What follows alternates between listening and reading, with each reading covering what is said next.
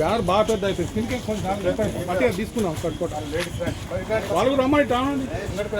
ఉద్యోగుల ఐక్యత, విద్యుత్ ఉద్యోగుల ఐక్యత, జేఏసీ జేఏసీ జేఏసీ, విద్యుత్ కార్మికుల ఐక్యత, విద్యుత్ కార్మికుల ఐక్యత.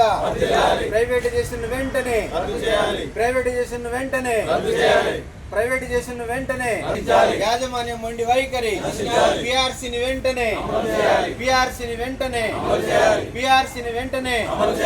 JAC JAC JAC JAC. విద్యుత్ ఉద్యోగుల ఐక్యత, విద్యుత్ ఉద్యోగుల ఐక్యత. వెంటనే పిఆర్సీని వెంటనే, జేఏసీ జేఏసీ జేఏసీ జేఏసీ. విద్యుత్ ఉద్యోగుల ఐక్యత, విద్యుత్ ఉద్యోగుల ఐక్యత, విద్యుత్ ఉద్యోగుల ఐక్యత.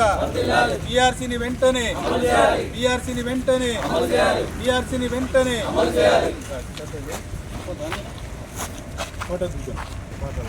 విద్యుత్ ఉద్యోగుల ఐక్యత, విద్యుత్ ఉద్యోగుల ఐక్యత.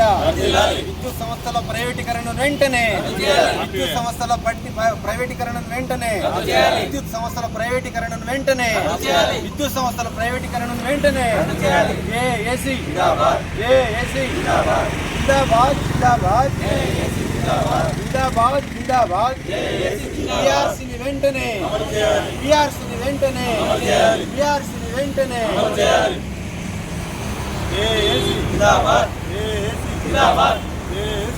ఇన్ని రోజులు ప్రభుత్వ యంత్రాంగమే అన్ని పనులను పూర్తి చేసింది. కానీ ఇప్పుడు అకస్మాత్తుగా కొద్దిపాటు ప్రైవేటైజేషన్కు చేసి చూద్దాం అని ఒక మోడల్ శాంపిల్ అనేది పెట్టింది. కానీ అది అక్కడితో ఆగిపోదు, అక్కడి నుంచి మొదలయ్యి క్రమక్రమంగా మొత్తం వ్యాపిస్తుంది. ఎందుకంటే నష్టాల్లో ఉన్నది అని చెప్పి ఆ డిస్కమ్లను అది చేస్తాను. కానీ నష్టాలు ఎందుకున్నాయనేది యాజమాన్యానికి తెలుసు, విద్యుత్ ఉద్యోగులకు తెలుసు, ప్రజలకు తెలుసు, ప్రభుత్వానికి తెలుసు.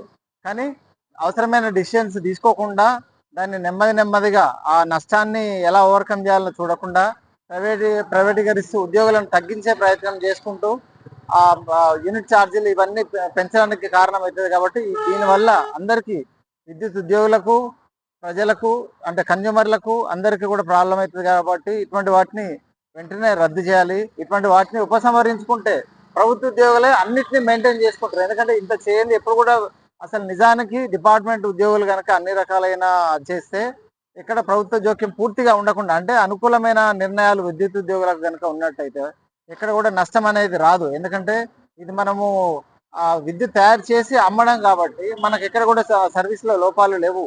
కాబట్టి ఇటువంటి ప్రైవేటైజేషన్ అనేది రద్దు చేసుకుంటూ ప్రభుత్వ ఉద్యోగులతో అంటే విద్యుత్ ఉద్యోగులతో కనుక నడిపిస్తే మంచిగా ఉంటుంది. ప్లస్ భవిష్యత్తు కూడా ఈ డిస్కమ్లు మనగలుగుతాయి అని చెప్పి చెప్తున్నాను. జేఏసీ తరఫున నేను చెప్తున్నాను. యాదాద్రి పవర్ ప్లాంట్లో gas handing plant and coal handing ప్లాంట్ను ప్రైవేట్ పరం చేద్దామని చెప్పేసి మొన్న టెండర్ కాల్ఫర్ చేయడం జరిగింది. మరి దానికి వ్యతిరేకంగా ఇలా రాష్ట్రంలోని అన్ని డివిజన్ కేంద్రాలలో, అన్ని జిల్లా కేంద్రాలలో ఈ నిరసన కార్యక్రమం తెలియజేయడం జరుగుతుంది. మరి అందులో భాగంగా ఇలా జగిత్యాలలోని డివిజన్ ఆఫీస్ దగ్గర ఈ కార్యక్రమాన్ని నిర్వహిస్తున్నాం. మరి ఇందులో పార్టిసిపేట్ అయిన మీ అందరికీ హృదయపూర్వక ధన్యవాదాలు తెలియజేస్తూ, ఏదైతే యాదాద్రిలో పవర్ ప్లాంట్లని ప్రైవేట్ చేద్దామని అనుకుంటుందో మరి అది మేము ఏమంటున్నామంటే అది మా జెన్కో ఎంప్లాయీస్ మేము నిర్వహిస్తాము.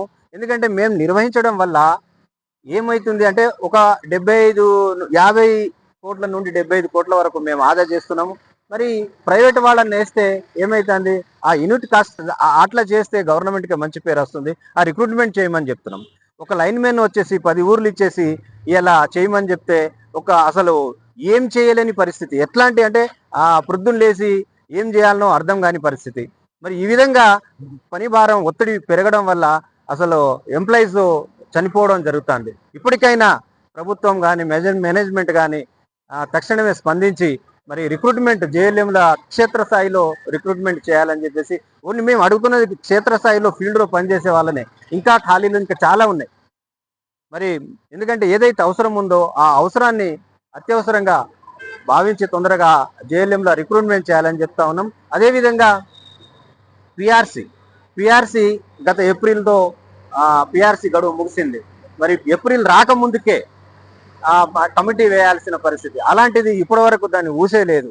మరి అదే విధంగా ఇంకా చాలా సమస్యలు ఉన్నాయి. ఈ సమస్యల మీద ఒకసారి చర్చించి మరి ఈ సమస్యలను తక్షణమే మేనేజ్మెంట్ స్పందించి ఈ సమస్యలను పరిష్కరించాలని చెప్పేసి ఈ సందర్భంగా తెలియజేస్తా ఉన్నాం.